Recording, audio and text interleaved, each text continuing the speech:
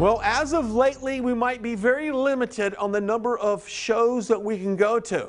But that doesn't mean we can't bring the musicians to us. Joining us now is Chris Traynor. He is guitarist of the band Bush, who just put out another album last week. Here to talk about that and a whole lot more. Welcome to the show. Wonderful. Hey, so let's talk about the time that the last 3-4 months, that really not much has gone on as far as live music, but how have you spent the last 3-4 months as a musician? It's weird because we had a record come out during this pandemic, and I finished this studio that I'm in right now the day that they did the lockdown in Los Angeles. So I've spent most of my time in my yard making music, trying to just stay sane and keep creative. Yeah.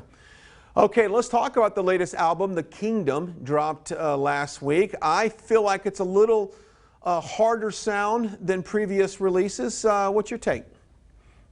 For sure. I mean, Gavin wanted to make a heavier record. We've been a band. I've been in the band for, 20 years, and we've been playing these festivals and with a lot of heavier bands we end up with. So we wanted to have a record that we could go out to these big festivals and play some heavier music. So it was a concerted effort on our part, led by Gavin, to make a heavier record. And I think it's way heavier than our previous record. And I think the riffs are very identifiable. And that goes back to prior albums. It all just has a certain sound. Let's talk about Flowers on a Grave. That was your first single that you guys wrote off this album.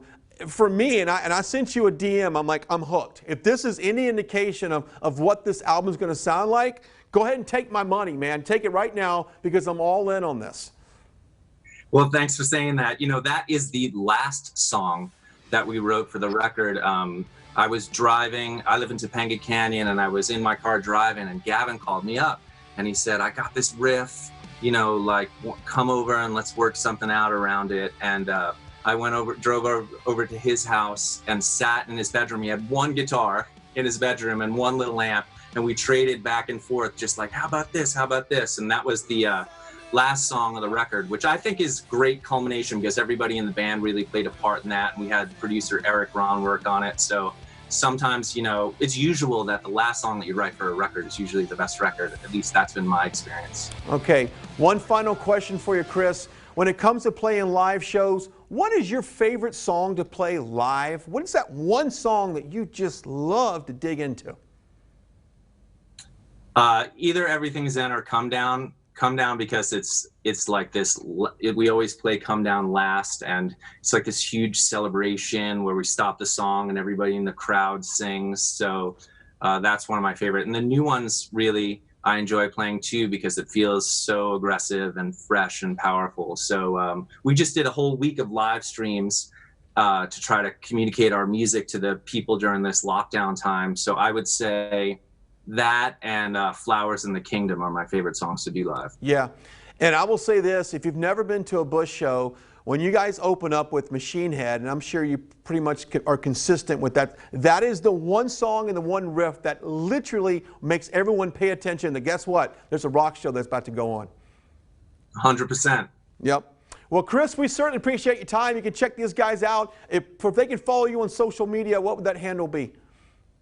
I'm mainly on Instagram. It's CT3 Guitar on Instagram, and also Bush Official on Instagram. There you go. I can't wait to see you back on the road. I know you had a Dallas date booked with a bunch of other bands, but hopefully we can get that rescheduled.